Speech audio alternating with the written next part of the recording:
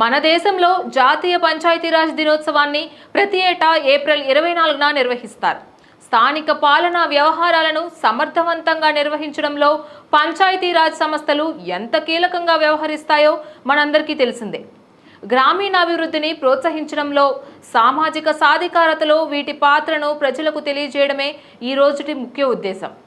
భారత రాజ్యాంగంలోని 40వ నిబంధన పంచాయతీరాజ్ సంస్థలను ఏర్పాటు చేయాలని పేర్కొంటుంది. మన దేశంలో మూడంచెల పంచాయతీరాజ్ వ్యవస్థలు అమల్లో ఉన్నాయి.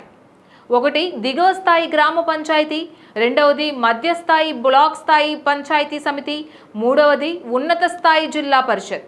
ఇక చరిత్రలోకి వెళితే స్వాతంత్రం తర్వాత దేశంలో అత్యధికంగా ఉన్న గ్రామాభివృద్ధి కోసం నాటి ప్రధాని నెహ్రూ 1957లో అప్పటి గుజరాత్ ముఖ్యమంత్రి బల్వంతరావు మెహతా అధ్యక్షతన కమిటీని ఏర్పాటు చేశారు.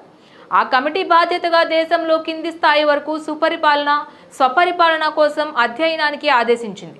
సుదీర్ఘ అధ్యయనం తరువాత తొలిసారి 1959 అక్టోబర్ 2 మహాత్మా గాంధీ జయంతి సందర్భంగా మూడంచెల పంచాయతీ వ్యవస్థ మొదలైంది.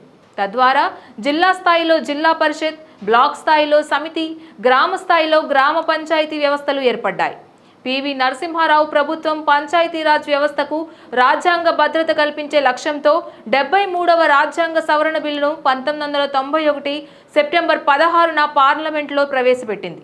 1992 డిసెంబర్ 22న దీనికి ఆమోదం లభించింది.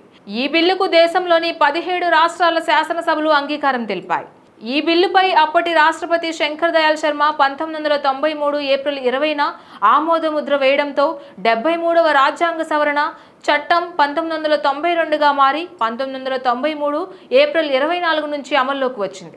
దీన్ని పురస్కరించుకొని ఏటా ఏప్రిల్ 24న జాతీయ పంచాయతీరాజ్ దినోత్సవంగా జరుపుకోవాలని నాటి మన్మోహన్ సింగ్ ప్రభుత్వం 2010లో నిర్ణయించింది. Please subscribe to the channel and download the Politicos app from the links in the description.